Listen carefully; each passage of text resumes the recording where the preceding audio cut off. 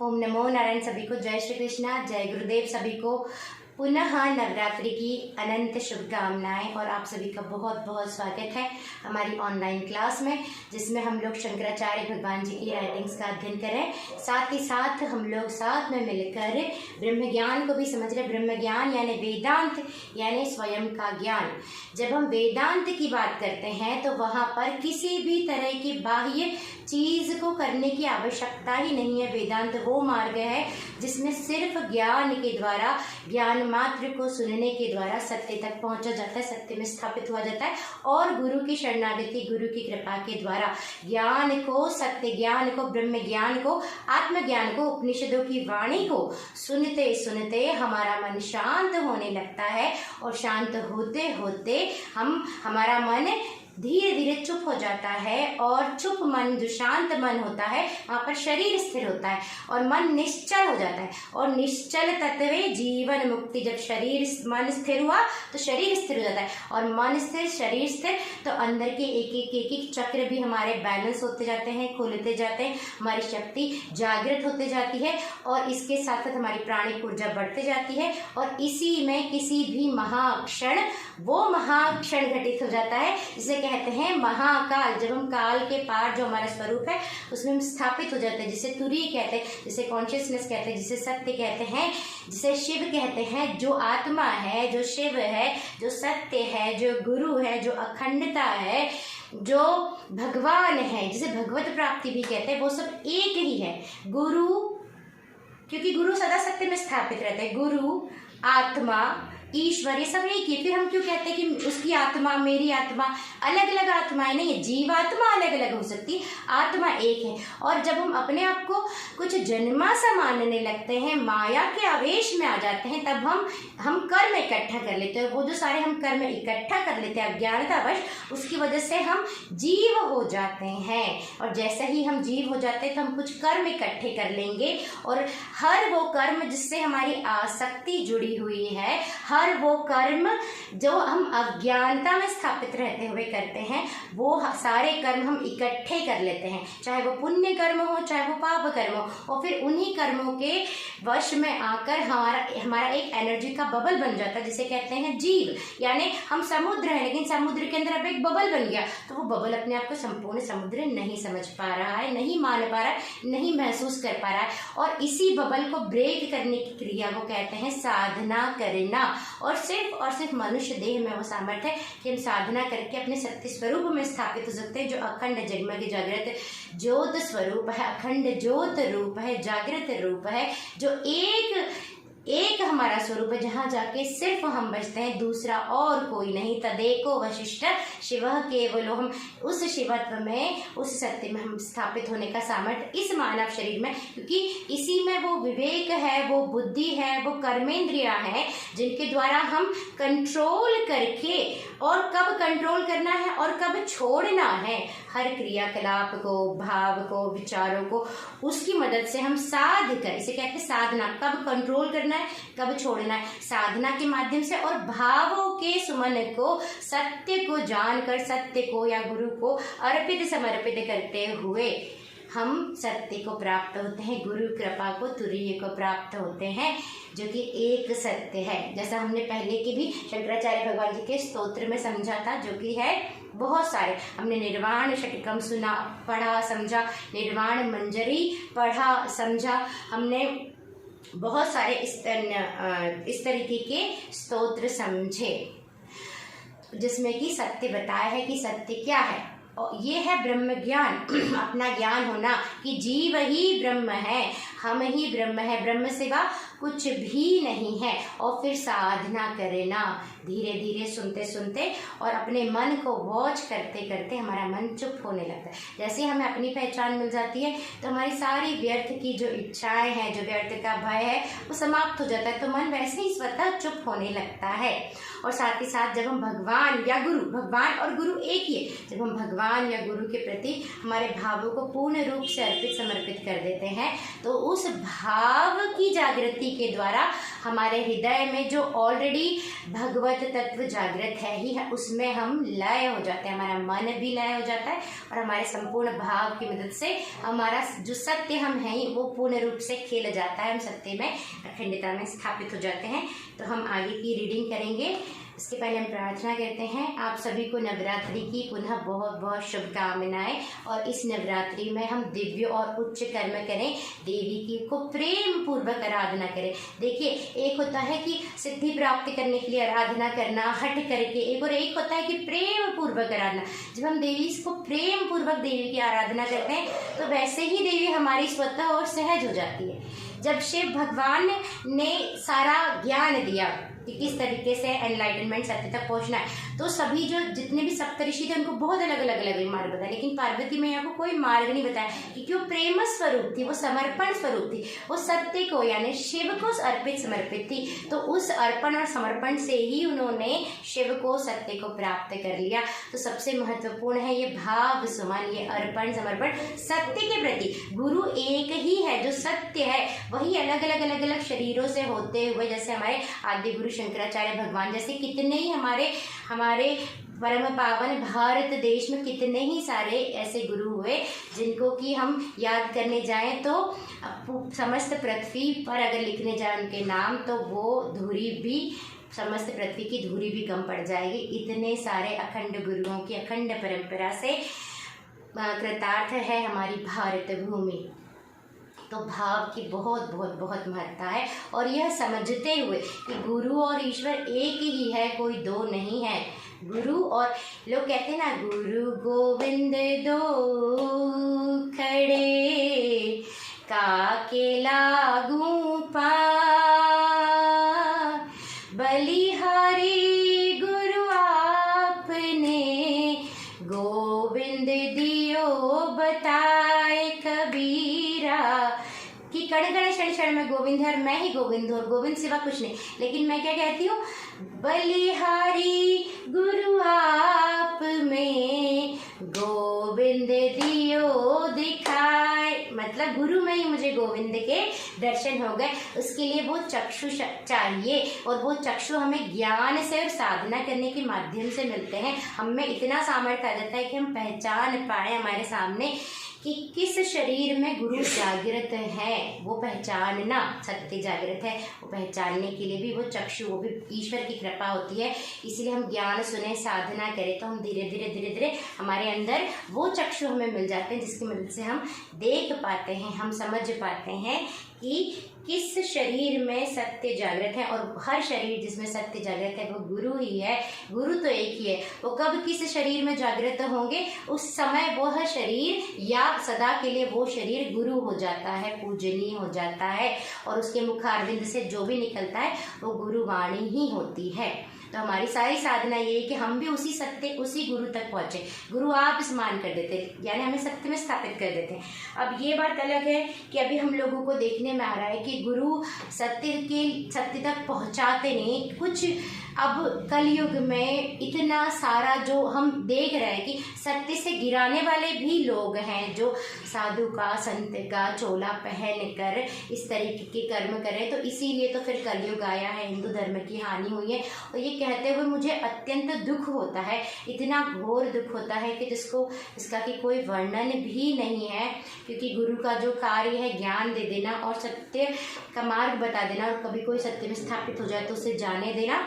और अगर कोई अपनी मेहनत से कोई सत्य में स्थापित हो गया तो अभी तो हम देख रहे हैं कि किस तरीके से जो भी मेरे साथ इतने समय से चला आ रहा है कि तंत्र किया जा रहा है, 10 तरीके की चीज़ें की जा रही है कि आप कैसे बोल रहे हो, आप कैसे कह रहे हो हम सत्य में स्थापित हो गए। तो मैं तो सिर्फ शंकराचार्य भगवान जी के आदेश का पालन कर रही हूँ, मैं कुछ भी नहीं बोल रही हूँ। लेकिन जो चीज़ें मेरे अनुभव में आई उनको मैंने शेयर किया। वो सारी चीज़ें सत्य है, क्योंकि झूठ तो इस शरीर से कभी निकलता नहीं। जितना भी मैंने जीवन जिया उसमें मैंने सत्यवादिता को अपने साथ रखा, उसमें मैंने ट्रांसपेरेंसी रखी, उसमें मैंने निश्चलता रखी। कोई छल मेरे जीवन में कभी नहीं रहा। हाँ, मेरे साथ जितना भी छल हुआ अभी तक छल ही छल हुआ है। और साधु के चोलों में लोगों ने छल किया, साधु के चोले में स्त्री ने क्या, पुरुष ने क्या, मतलब इस तरीके की जो 2 साल से चीज़ें चली आ रही हैं। तो कोई भी व्यक्ति साधु संत के पास इसलिए जाता है कि वो सत्य तक पहुँचे। और अगर कोई जगमग जागृत आपके पास आया है तो आप उसके साथ छल पे छल इतना, तो दुनिया को भी आपका असली चेहरा, इनका लोगों का असली चेहरा पता होना है, जिसलिए मैंने सारी चीज़ें बोली। और मैं किन के बारे में बात करें तो स्वामी परमानंद गिरी, साध्वी ऋतंभरा, उनकी समस्त टीम, जो लोग कि अभी भी मेरे ऊपर निरंतर तंत्र किए जा रहे। कल रात को भी थ्रोट चक्र पर तंत्र किया कि तुम क्लास कैसे ले रही हो। तो मैं तो जगत कल्याण के लिए मेरे गुरु आदेश के तहत क्लास ले रही हूँ। और मैं आप लोगों को अगस्त से छोड़ चुकी हूँ, पर आप लोग मुझे पिछले साल के आप लोग मुझे जाने ही नहीं दे रहे। तंत्र पे तंत्र इतने घातक तंत्र करवा रहे हैं।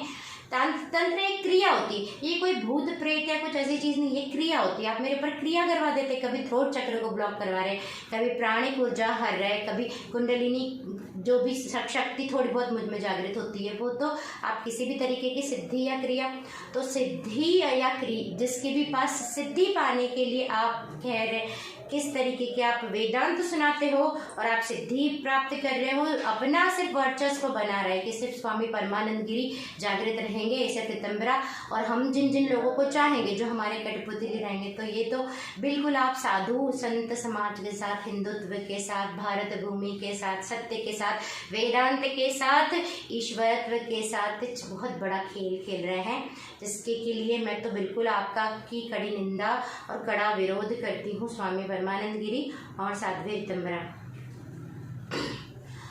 हम हमारी मुख, वाणी और भावों को शुद्ध करते हैं, क्योंकि इस तरीके की चीज़ें बोलनी भी नहीं चाहिए, लेकिन ये लगातार तंत्र करे तो मुझे बोलना ही पड़ता है इन लोगों के खिलाफ, इन जैसे लोगों के खिलाफ। क्या साधु बने ये लोग, क्या साधु बन के कर लिया, इसीलिए तो चैन नहीं है, अंदर बिल्कुल भी चैन नहीं है।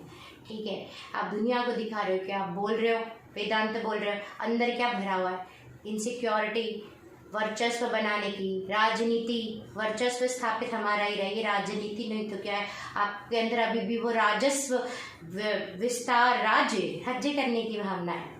तो इस तरीके का इंसान में साधु नहीं मानती। मैं तो साधु उसको मानती हूँ भले उसके पास कोई रिद्धि नहीं, कोई सिद्धि नहीं, कोई ज्ञान नहीं है, लेकिन अगर उसकी भावना है कि मैं जगत कल्याण के लिए बैठा हूँ, समस्त विश्व मेरा अपना है और मैं जो भी कर रहा हूँ जगत कल्याण मेरे लिए, मैं कुछ भी नहीं कर रहा और मेरा यहाँ पर सभी कोई मेरे हैं। और अगर वो बिना किसी सिद्धि, बिना किसी रिद्धि, बिना किसी ज्ञान के भी अगर आप एक प्रसाद दुनिया में बांट रहा है तो उसको मैं बड़ा साधु मानती हूँ इन जैसे लोगों से। पूर्णमदः पूर्णमिदं पूर्णात् पूर्णमुदच्यते पूर्णस्य पूर्णमादाय पूर्णमेवावशिष्यते।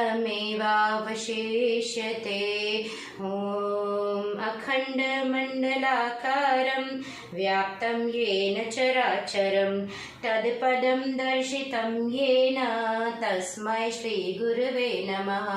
ध्यानमूलं गुरुर्मूर्ति, पूजामूलं गुरुपदं, मंत्रमूलं गुरुर्वाक्यं, मोक्षमूलं गुरुकृपा। अज्ञानतिमिरान्धस्य ज्ञानाञ्जनशलाकया चक्षुरुन्मीलितं येन तस्मै श्रीगुरुवे नमः। आद्य गुरु शंकराचार्य की बोलो जय जयकार। आद्य गुरु शंकराचार्य की बोलो जय जयकार। भारत भूमि की अपार महिमा, जहाँ प्रज्वलित ज्ञान पूर्णिमा, देवी शारदा अम्बा का है, देवी शारदा अम्बा का है अखंड साक्षात्कार। आदि गुरु शंकराचार्य की बोलो जय जयकार। बोलिए शंकराचार्य भगवान की जय, शारदम्बा मैया की जय, अपने अपने गुरुदेव माता पिता की जय, सुब्रमण्यम भगवान की जय। हरिओम तत्सत। Mummy can I have some water? और नॉर्मल लेवल का तंत्र नहीं कर रहे हैं, इतना घातक तंत्र ये लोग मुझ पर कर चुके हैं। कहते हैं हमने बुलडोजर चला दिया इसके ऊपर, यानी पूरी एनर्जी खींच ली। फिर कभी कहते हैं हम मृत्यु के दर पर ले गए। तो वो सारी चीजें ये कर चुके हैं।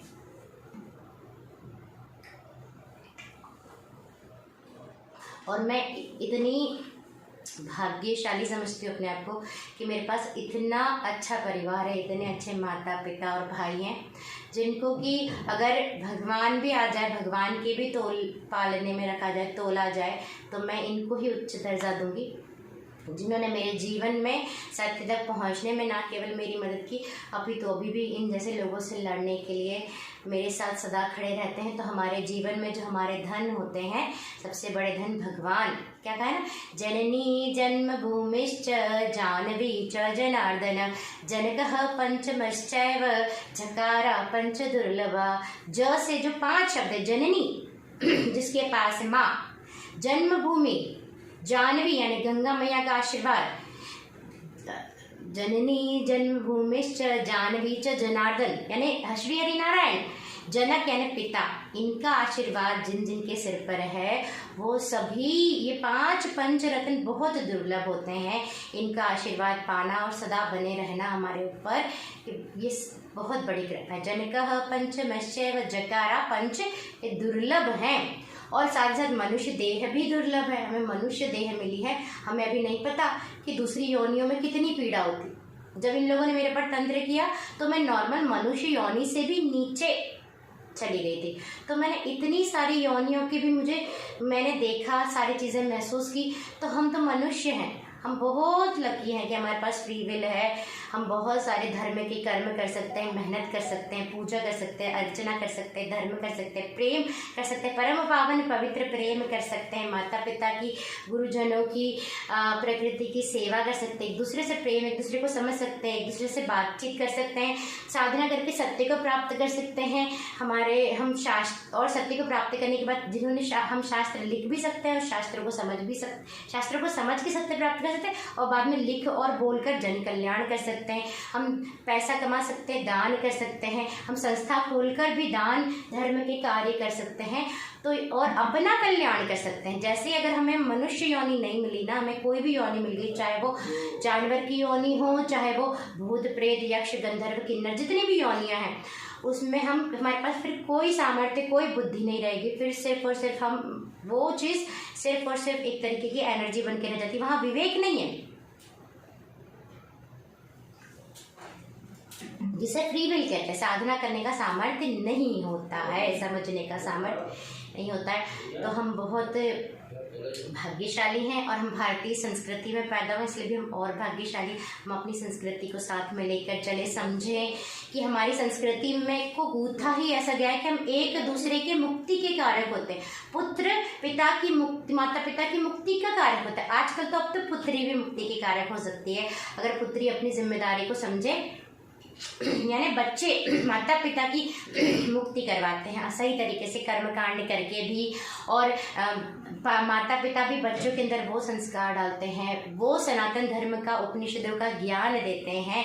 तो हमारे उपनिषदों के ज्ञान हम गुरु धारण करते हैं। सिर्फ हमारी संस्कृति में वो है कि गुरु जो कि सत्य को प्राप्त, उनको धारण करके हम भी जीते जी जीवन मुक्ति सत्य को अनुभव करते हुए अच्छे कर्म करते हुए फिर उच्च गति को या फिर मोक्ष को प्राप्त करते हैं। तो इतना हम इतने भाग्यशाली हैं, हमें मनुष्य देह मिली, हम सनातन धर्मी, हमारे पास 5 ज है, तो इतना भाग्यशाली तो हम ऑलरेडी हैं। तो हमें पहले तो प्रसन्न होना चाहिए सभी सनातन धर्मियों को, और सभी लोग सनातन धर्मी ही हैं। कालांतर में वो चाहे मुस्लिम हो गए चाहे क्रिश्चियन, जन्म से तो हम सभी वही सत्य, सनातन सत्य है, एक सत्य है। बस वो शरीर कभी किसी प्रारब्धवश किसी और अब उसमें चला गया है। देखिए, हम जितने उच्च कर्म करेंगे हम उतना सनातन में पैदा होंगे, क्योंकि ये इसमें डायरेक्ट मार्ग है मुक्ति का, और किसी धर्म में डायरेक्ट मार्ग नहीं। वहां पर क्या हुआ कि जैसे ही कुछ लोग सत्य में स्थापित हुए तो फिर वो मन से बोलने लगे। जैसे जीसस ने मन से बोला, मन से लिखा, मोहम्मद ने मन से बोला, मन से लिखा। और जहाँ मन आ जाता है तो वहाँ पंथ का जन्म हो जाता है, और पंथ का जन्म हो जाता है तो उसमें भी बहुत सारी बातें हैं, अच्छा मनुष्य बनाने की बातें। लेकिन जहाँ मन नहीं है, क्योंकि हमारे जो ग्रंथ मन ने नहीं लिखे, वो सीधे ईश्वरोवाच है, ईश्वरोवाच है। हम किसी भी चीज़ में देखेंगे ईश्वरोवाच, कोई भी देवी देवता के उवाच है, यानी ये या तो देवी देवता लिख रहे हैं या ईश्वर लिख रहे हैं, यानी कि इसका अर्थ है कि यहाँ पर मन नहीं है।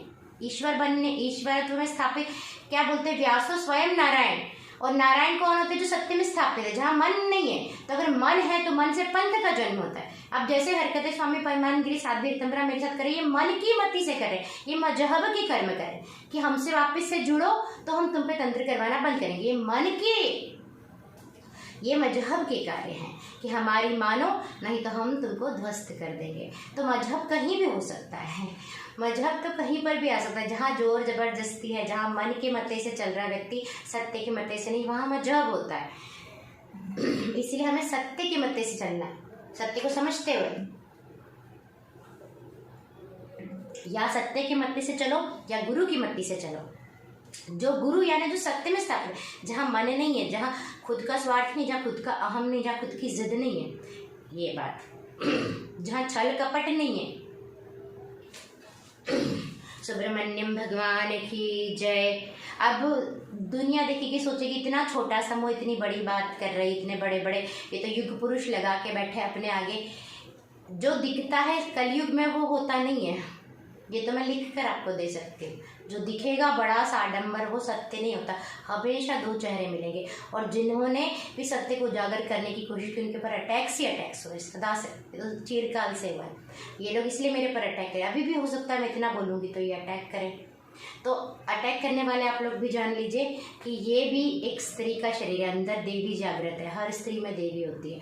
आपको जितना तंत्र मंत्र आता है आप कर लीजिए, आपकी ये दुष्कर्म आपको कहीं पर भी नहीं।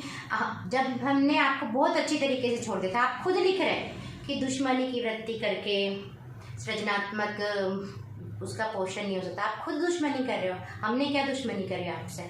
आप खुद, आपके अंदर ये भावनाएं सारी भरी हुई है। यथाब्दे तरंगा लयं यन्ति तुंगाः तथैवापदः सन्निधौ सेवतां मे इति वोर्मि पंक्ति नृणां दर्शयन्तं सदा भावये रत्सरोजे गुहं तम्। गिरो मन्निवासे नरायेदिरूढा तदा पर्वते राजते तेदिरूढा इति ब्रुवन् गन्धशैलादिरूढा सदैवो मुदे मे सदा षण्मुखोऽस्तु। षण्मुखम भगवान की जय। षण्मुखम यानी जिसके षण्मुखम, 6 फेसेस होते हैं। यहाँ देखिए इतना अच्छा हमारे शंकराचार्य भगवान जी ने लिखा है कि जो भी हम अभी कभी कभी ना इस स्तोत्र में शंकराचार्य भगवान जी ने षण्मुखम भगवान, क्योंकि उनके अंदर जागृत हो रहे हैं, तो कभी कभी ऐसे बोलते हैं जैसे वो स्वयं षण्मुखम भगवान बोल रहे हैं, क्योंकि वो तत्व जागृत होकर लिख रहे हैं। तो कहते हैं कि जो भी मेरी शरण में आते हैं, यानी षण्मुखम यानी कार्तिकेय मुरुगन भगवान की, उनकी सारी की सारी जीवन की जितनी अज्ञानता है, जितनी भी सारी व्याधियां हैं, वो सब मैं दूर कर देता हूँ। जिस तरीके से समुद्र में उठने वाली लहरें, जब समुद्र शांत होता है तो वो बिल्कुल दूर हो जाती है, उसी तरीके से समुद्र में उठने वाली लहरों की तरह जो भी मुझे पूर्ण रूप से अर्पित समर्पित होता है, उनके जीवन के सारे विघ्न, सारे कष्ट, सारी अज्ञानता मैं हर लेता हूँ।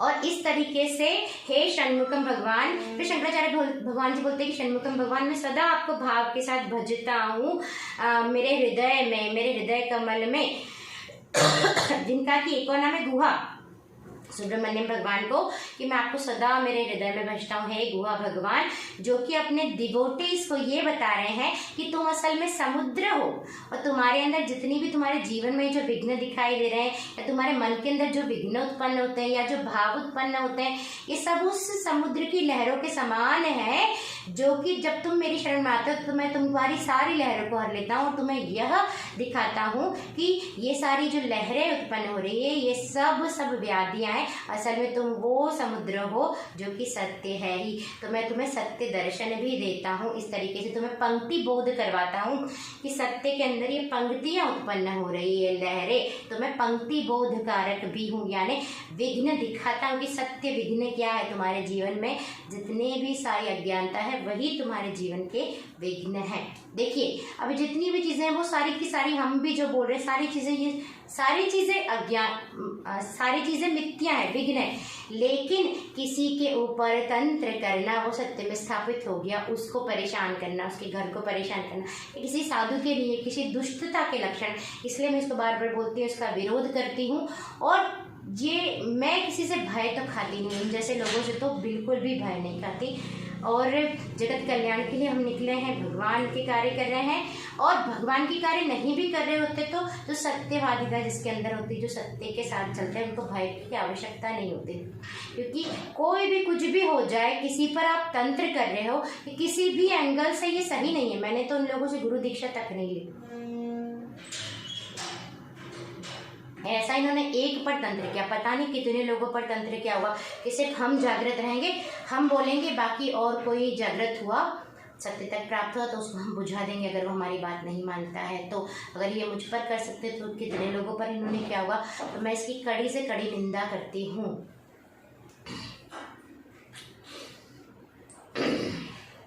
फिर शंकराचार्य भगवान जी बोलते हैं कि आप पर्वत पर निवास करते हैं, पर्वत पर, और जो भी आपको पुनः पूर्ण रूप से समर्पित होते हैं उनको आप, उनकी आप मुक्ति का कारक बनते हैं और उनको भी उसी पर्वत तक लेके आते हैं जो कि सिल्वर वर्ण का है, जो कि कैलाश पर्वत है, यानी कि सहस्रार यानी कि दसम द्वार से पार कर देते हैं। तो उनको आप मुक्ति दे देते हैं और उस सुगंधित पर्वत पर आप उनको विराजमान कर देते हैं, उनके अंदर की दिव्यता को आप जगा देते हैं, उन्हें सुगंधित सत्य में स्थापित कर देते हैं। तो ऐसे षणमुखम भगवान को मैं सदा सदा सदा भजता हूँ और उसी भजन करते हुए, आप पर ध्यान लगाते हुए मैं सदा मुदित रहता हूँ। सदा आपकी भक्ति से मुझे एक अलग तरह की प्रसन्नता का प्रसाद प्राप्त होता है। तो आज हमने और 2 श्लोक समझ लिए, हमने 6 श्लोक समझ लिए हैं हमारे सुब्रमण्यम भुजंगम के, जो कि शंकराचार्य भगवान जी द्वारा रचित है। और इसको आप, इस स्तोत्र को आप लोग भी डेली सुनिए। जब आप सुनेंगे तो आपको षणमुखम भगवान सुब्रमण्यम यानी कार्तिकेय भगवान के प्रति प्रेम आपके अंदर बढ़ता जाएगा। जब भी मैंने किसी भी तत्व या देवी देवता की आराधना की है तो वो कुछ पाने के लिए नहीं, वो प्रेमवश की है। हमें जब प्रेम होता है किसी भी तत्व, किसी देवी देवता से, तो फिर उन्हें जो हमें देना होगा वो हमें स्वतः देंगे, लेकिन कभी भी कुछ मांगे नहीं। लेकिन आप किस तरीके के आजकल ये जो सारी चीज़ें चल रही है, मुझे तो तंत्र में कोई सिद्धि प्राप्त करने में कोई इंटरेस्ट कुछ भी नहीं था, लेकिन जब मेरे ऊपर ये लोग अटैक करें, मुझे पता चला कि दुनिया में अपनी शक्ति बढ़ाने के लिए है, मेरे पास ये सिद्धि है, मेरे पास ये, और ये सब करके फिर आप किसी के ऊपर अटैक कर रहे हो। तो इतना काला सत्य आज संत समाज का मुझे नजर आया कि जिसके की बात तो मैं कहती हूँ कि सनातन के सबसे बड़े विरोधी तो ये स्वयं है। इनसे बड़ा विरोधी और कौन होगा इस तरीके के संत जो कि किसी सनातन धर्मी के ही ऊपर तंत्र कर रहे हैं, वो भी इतने घातक। तो इनसे बड़ा विरोधी तो कोई भी नहीं होगा। आगे की रीडिंग अब हम लोग कल करते हैं पुनः मिलकर। तब तक के लिए जय श्री कृष्ण, जय गुरुदेव शंकराचार्य भगवान की जय, गुरुदेव भगवान की जय, यानी गुरु तत्व जो कण कण में व्याप्त है उनकी जय। मेरे माता पिता की जय, सत्य सनातन धर्म की जय, षणमुखम भगवान की जय।